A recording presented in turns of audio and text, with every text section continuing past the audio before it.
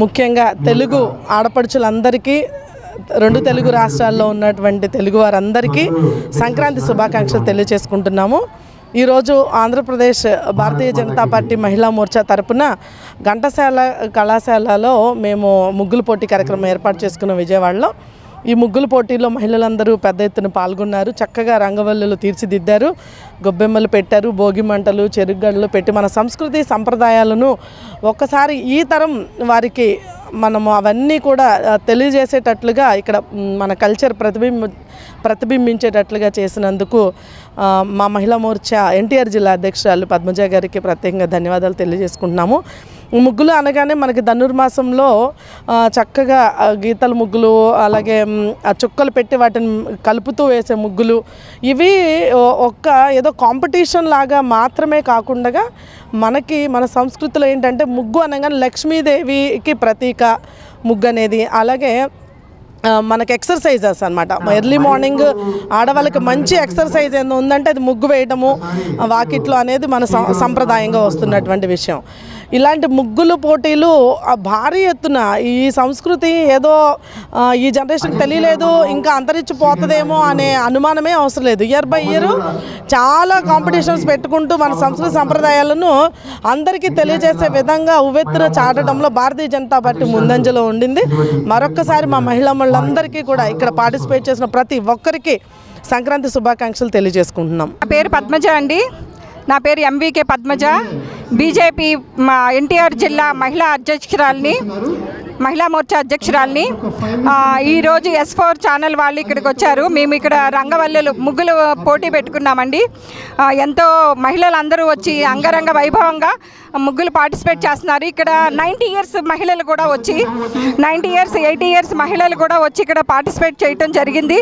ఇందులో చుక్కల ముగ్గులు, మళ్ళీ గీతల ముగ్గులు, డిజైన్స్ అన్నీ చాలా చాలా బాగా వేశారు.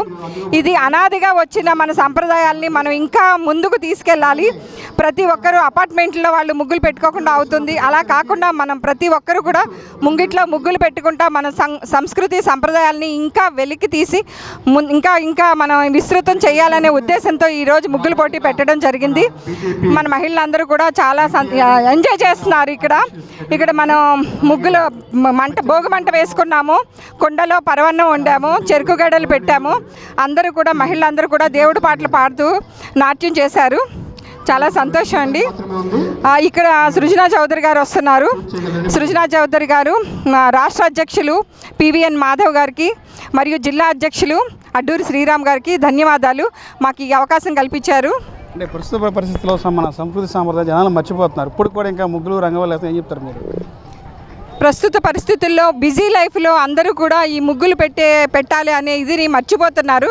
అలా కాకుండా వాడలా కూడా ఈ ముగ్గులు పెట్టే కార్యక్రమాన్ని మన బీజేపీ భారతీయ జనతా పార్టీ ఇక్కడ నాయకులందరూ కూడా ప్రతి వాడలో ఇలా ముగ్గులు పోటీ కార్యక్రమాలని చేస్తున్నాము.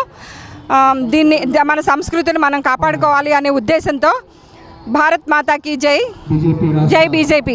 S4 మీడియా ఛానల్ ప్రేక్షకులకి నా ధన్యవాదాలు, సంక్రాంతి శుభాకాంక్షలు.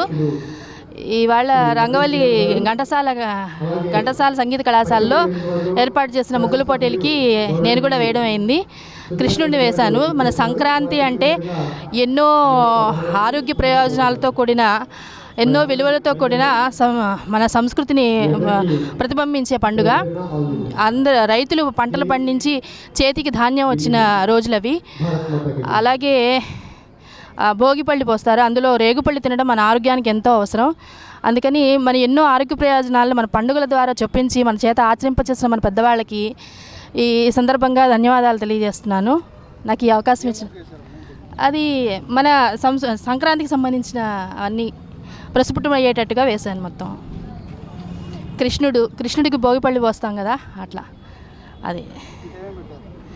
ఇంకా భోగికుండ, చెరుకు గడలు, అలాగే రంగవల్లులు, బొమ్మల కొలువులు, అలాగే హరిదాసు, సన్నాయి వాయిద్యం, అలాగే బసవన్న, గొబ్బెమ్మలు, సంధి గొబ్బెమ్మలు. చాలా చాలా బాగుంది. అంతా చక్కగా కళకళలాడుతుంది ముగ్గులతో. ప్రేక్షకులందరికీ కూడా భోగి, మకర సంక్రాంతి శుభాకాంక్షలు. భారతీయ జనతా పార్టీ రాష్ట్ర అధ్యక్షుల ఆదేశాల మేరకు రాష్ట్ర వ్యాప్తంగా కూడా ఈ రోజున మహిళా మోర్చా తరపున ఈ ముగ్గుల పోటీలు జరుగుతున్నాయి. ఎన్టీఆర్ జిల్లా మహిళా మోర్చా అధ్యక్షురాలు ఎంవికే పద్మజ గారి ఆధ్వర్యంలో మన విజయవాడలో చాలా చూడచక్కగా ఈ ఘంటసాల కళాశాల ప్రాంగణంలో జరుగుతోంది. ఎంతోమంది మహిళలు ఈ సాయంకాలం పూట వచ్చి తమకున్నటువంటి ప్రేమని, అంటే మన భారతీయ సంస్కృతి పైన, అలాగే సంక్రాంతి పండుగ పైన తమకున్నటువంటి ఒక ఆప్యాయతని, ప్రేమని, అలాగే ముగ్గుల విషయంలో తమకున్నటువంటి స్కిల్స్ని చూపించడం జరుగుతుంది. చాలా అద్భుతంగా వేస్తున్నారు. కొంతమంది గొబ్బెమ్మలు పెడుతున్నారు, కొంతమంది శ్రీకృష్ణుడు వేస్తున్నారు, కొంతమంది ముగ్గుల ద్వారా మన సాంప్రదాయం ఏంటో చెప్తున్నారు, సంక్రాంతి పండుగ విశేషతని చెప్తున్నారు. దీనికి మన పశ్చిమ నియోజకవర్గ ఎమ్మెల్యే సుజనా చౌదరి గారు కూడా ముఖ్య అతిథిలాగా వస్తున్నారు. మొత్తానికి అంటే ఇటువంటి పండగలను చూస్తున్నప్పుడే మనకు అనిపిస్తూ ఉంటుంది, సరే మిగతా సమయంలో ప్రతిరోజు కూడా మనకు ఉన్నటువంటి దైనందిత విషయాలు బిజీనెస్లో చూస్తూ ఉంటే కనుక అరే ఏంటి ఇంత బిజీగా ఉన్నామని అనిపిస్తుంది. కానీ ఇటువంటి పండగలప్పుడే తెలుగువారు ముఖ్యంగా మనం పండగలు ఎంత ఘనంగా జరుపుకుంటాం మనందరికీ తెలిసిందే. మన భవిష్యత్ తరాలకి వారసత్వంగా మనం ఆస్తులు కాదు ఇచ్చేది, అది మన సంస్కృతిని, మన స్వదేశతని, తర్వాత మన భాషని, మన ఆచార వ్యవహారాలని అని చెప్పని మరొకసారి ఇటువంటి పండుగల ద్వారా తెలుస్తుంది. భారతీయ జనతా పార్టీ ఎన్టీఆర్ జిల్లా మహిళా మోర్చా కార్యకర్తలు, నాయకురాళ్ళు వీరందరూ కూడా జిల్లా అధ్యక్షురాలు పద్మజ గారి ఆధ్వర్యంలో ఈ ఏర్పాట్ల కోసం నిన్న నుంచి గడిచిన 2-3 రోజుల నుంచి కూడా విశేషంగా కృషి చేస్తున్నారు. చాలా అభినందనీయము. వారందరికీ కూడా ప్రజలు కూడా ఇటువంటి వాటిల్లో మరింత ఉత్సాహంగా పాల్గొనాలి. ఇది మనందరి కోసం, ఇదేదో మేము బీజేపీ ఆర్గనైజ్ చేస్తోంది మీరు రావాలని కాదు, మనందరం కలుసుకోవడానికి ఒక మంచి అంటే దొరికినటువంటి ఛాన్స్ అనుకోవచ్చు. మేమైతే ప్రజల దగ్గరికి వెళ్ళడాన్ని దీని అదృష్టంగానే భావిస్తూ ఉన్నాము. మరొకసారి S4 ప్రేక్షకులందరికీ కూడా సంక్రాంతి శుభాకాంక్షలు. ధనుర్మాసంలో మనం ముఖ్యంగా చూసుకుంటానికి శీతాకాలం అంటే చలికాలం అని చెప్పని అంటాము. చాలా చల్లగా ఉంటుంది, లేవడానికి కూడా ఇబ్బంది. కానీ మన పెద్దలు భారతీయ సనాతన సంస్కృతి, ఆచార వ్యవహారాలు ప్రతి దాంట్లో కూడా సైన్స్ ఉంది. ఇప్పుడు కాదు, యుగాల నుంచి సైన్స్ ఉంది. కొన్ని మనం ఇప్పుడు మర్చిపోతున్నాం. కానీ చలికాలానికి సంబంధించి అనేక రకమైనటువంటి శరీర బాధలు వస్తూ ఉంటాయి. ఎంతో రకాలైనటువంటి శరీరానికి సంబంధించిన అనారోగ్యానికి గురవుతూ ఉంటారు.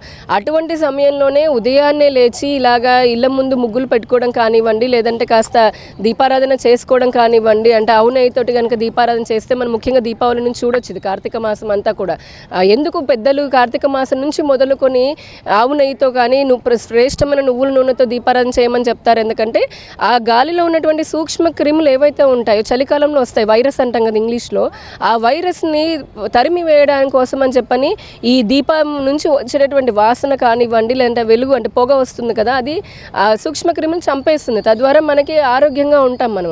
ధనుర్మాసంలో కూడా అంతే. అందుకనే పొద్దున్నే లేచి ఇప్పుడు ముగ్గులు ఉన్నటువంటి విశిష్టత ఏంటి, ఇదివరకు బియ్య పిండితో వేసేవాళ్ళం. ఎందుకు? సనాతన ధర్మం ఏం చెప్తోంది, మనుషులే కాదు పశుపక్షాదులందరికీ కూడా మనం ఆహారం అందించాలి అని చెప్పని. సో ఆ రకంగా బియ్య పిండితో వేస్తే 4 రకాల చీమలు, లేదంటే కొన్ని భూమి మీద పాకేటటువంటి అన్నీ వచ్చి తింటూ ఉండేవి. మనకు ఏదైనా ఉన్నటువంటివి మన కష్టాలు, బాధలు, గ్రహ దోషాలు అటువంటివి వెళ్ళిపోతుండేవి. అలా అయినా ముగ్గు వేసేటప్పుడు ఒక భంగిమలో కూర్చొని వేస్తాము. అప్పుడేమవుతుందంటే మనకి మహిళలకి గర్భాశయం దగ్గర విపరీతమైన ఒత్తిడి ఉంటుంది. అంటే ఎవ్రీ మంత్ వచ్చేటటువంటి పీరియడ్స్ ముందు వచ్చే క్రాంప్స్ కానివ్వండి, అటువంటివి ఆ గర్భాశయానికి సంబంధించినటువంటి ఇబ్బందులు పోవడానికి కూడా ఈ ముగ్గు వేయడం అని అంటే ఆ పర్టికులర్ పోస్చర్లో కూర్చుని సైంటిఫిక్గా ప్రూవ్ అయింది.